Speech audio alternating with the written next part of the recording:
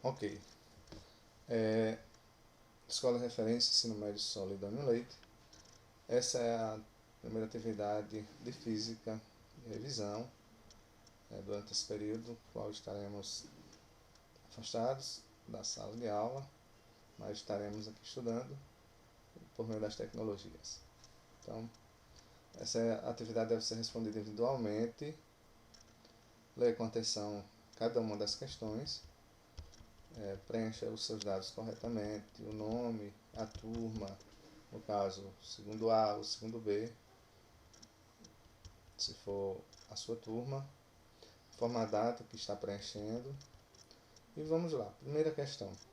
Em um determinado dia de verão, na cidade de Nova York, a temperatura foi mínima de 68 graus Fahrenheit e a máxima de 95 graus Fahrenheit. Para a temperatura de 68 graus Fahrenheit, temos na escala Celsius. O que você vai fazer? Você vai converter Fahrenheit em Celsius, usando a forma. Segunda questão. Na embalagem de um chuveiro elétrico, o fabricante informa que o modelo é capaz de produzir uma variação de temperatura de até 20 graus Celsius para determinado fluxo de água. Esse modelo passará a ser exportado para um país em que é usada a escala Fahrenheit.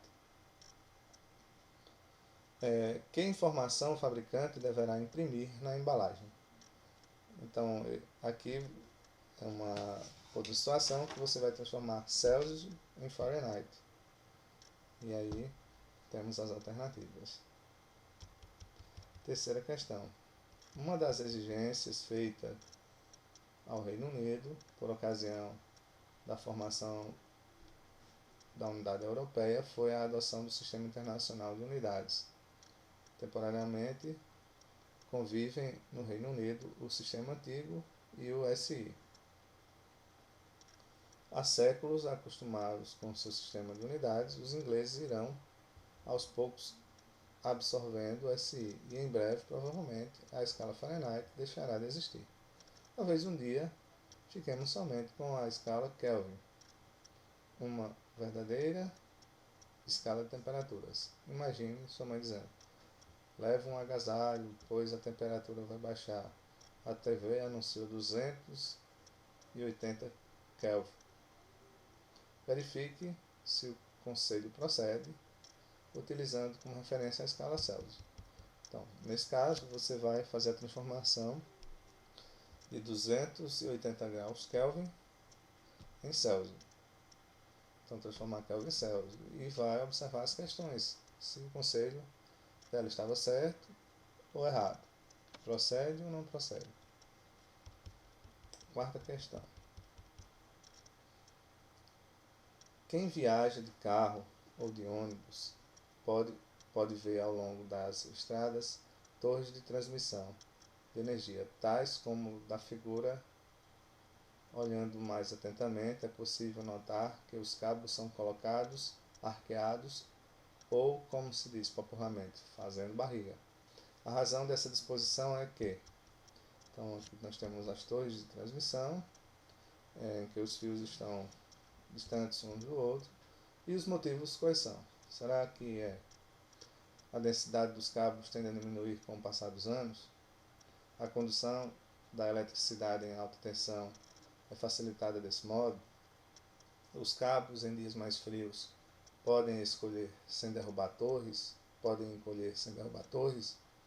O metal usado na fabricação dos cabos é impossível ser esticado? Há uma alternativa correta. E aqui nós temos outra questão de múltipla escolha. E nós vamos observar aqui. Esse pede. Então nela se pede.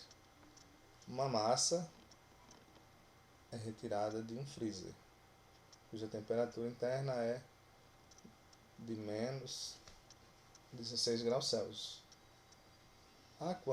Que quantidade de calor o gelo precisará absorver para que a sua temperatura atinja 0 graus Celsius, sem mudar de estado? Calor específico do gelo, 0,5 calorias graus, aliás, calorias grama por grama grau Celsius. Use a fórmula. Qual é a fórmula? Vamos lá, aquela queima-aceite. Isso aqui. Queima-aceite. Você vai substituir pelos dados que estão na atividade aí e responder as questões. Vamos lá, sexta questão. 2 pedaços de ferro, um de 1000 gramas ou 1 quilo, o outro de 3000 gramas, que é 3 quilos, foram aquecidos inicialmente a 60 graus Celsius e a 90, respectivamente. Quando postos em contato, trocaram calor entre si, até atingir o equilíbrio térmico, sabendo que o calor específico do ferro é 0,11 calorias gramas grau Celsius, podemos concluir que a temperatura final do ferro após atingir o equilíbrio térmico é de... Aí você vai usar a soma lá, a quantidade de calor do ferro A, a quantidade de calor do ferro B, igual a 0. Né? Porque a troca de calor e o equilíbrio térmico, a soma desse calor aí, da quantidade de calor, será nula. Lembra das fórmulas aí? Vamos fazer.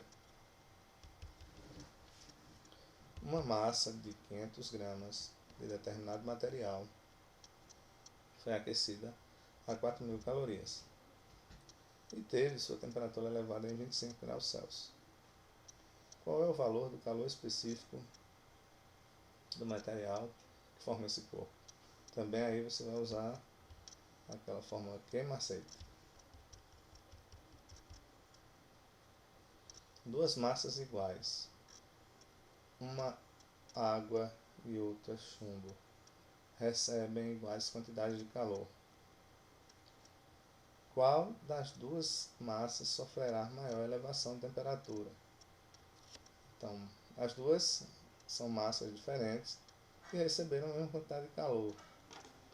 Qual delas vai elevar a temperatura? Então, uma delas deve ter maior calor específico ou não. Observe as questões e marque a correta. Nona questão. É comum nos dias muito frios as pessoas esfregarem as mãos para aquecê-las.